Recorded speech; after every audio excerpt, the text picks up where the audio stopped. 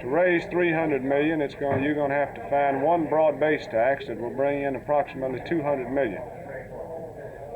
And from there, you might have to maybe broaden the base of the sales tax to include some services, which could bring in another 60 to 70 million.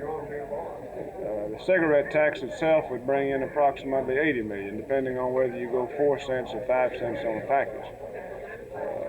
These are going to be some of the alternatives. I don't know what will be the most accepted, but I think you're going to have to find a broad-based tax and bring in roughly 200 million to spring from to begin with, and this could be either eliminating the food as an exemption from the sales tax or increasing the sales tax by ½ cent. How about some new taxes on business?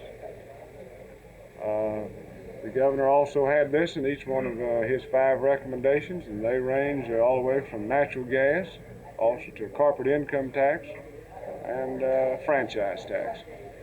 Would you expect I would say, I don't want to leave your question there, I would say that from the makeup of the Texas House, I think the corporate income tax will be ruled out on the initial run.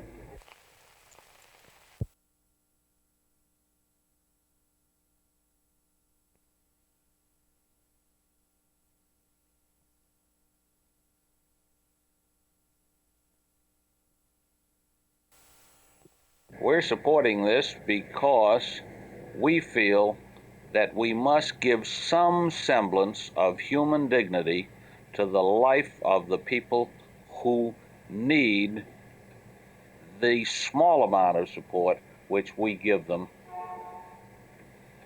And I think particularly you must understand that 80% of all our money goes to the needy aged, average age 73 years of age. And while there are additional funds provided under this amendment, they amount to about 20%, and they go to needy children who are too young to work, needy blind, and needy disabled.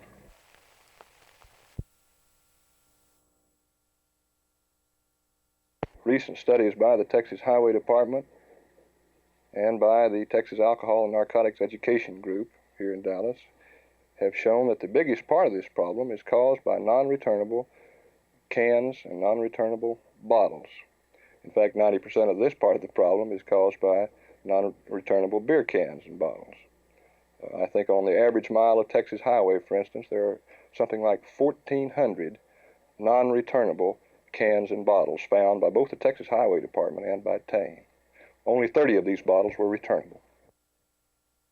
Glass doesn't deteriorate, and aluminum cans don't rust away, and they'll be with us forever. And they're going to become quite a problem to our civilization if we don't figure out a way to discourage their use.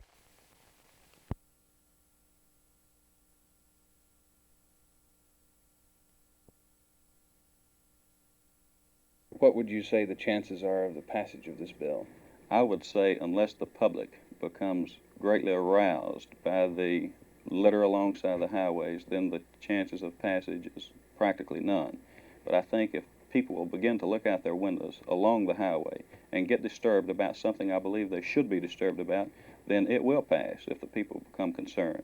I've talked to several biologists from the University of Texas and from other colleges, and they're greatly disturbed about the manufacture of cans and bottles that are going to be with us from now on unless they're carried back into the factories and reproduced into other bottles. If just allowing them to stay there, the biologists have told me that we're going to have tremendous environmental problem in 10 or 20 years.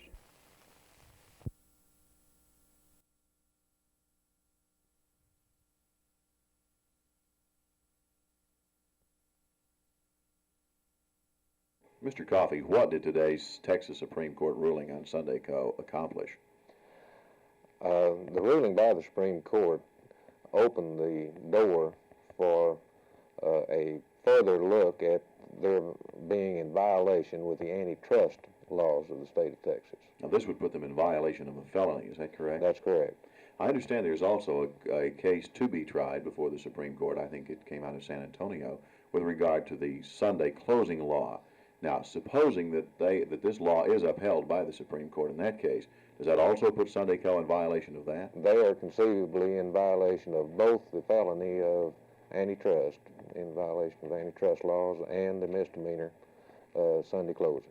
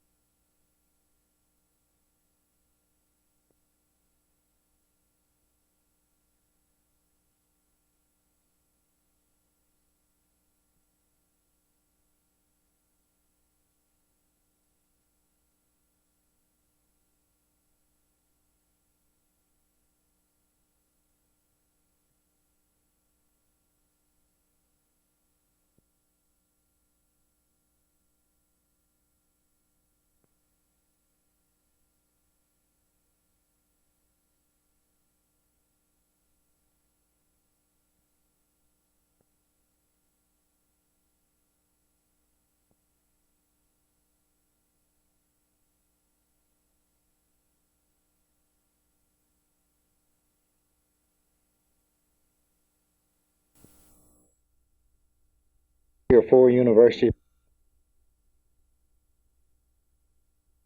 It may look like another quaint antique shop, but in reality, and rather amazingly, this little structure has more inhabitants than the Dallas Hilton and Statler hotels combined. Mrs. Jack McGaughty calls it her B Hotel, and out in Kleberg, it's the talk of town.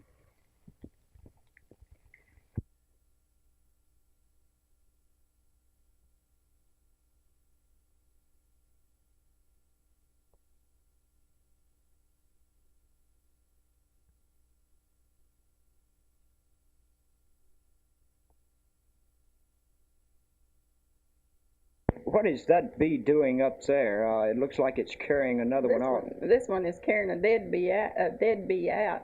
They don't let the dead ones stay, and if they're lazy, they get them out. They don't if they're not workers.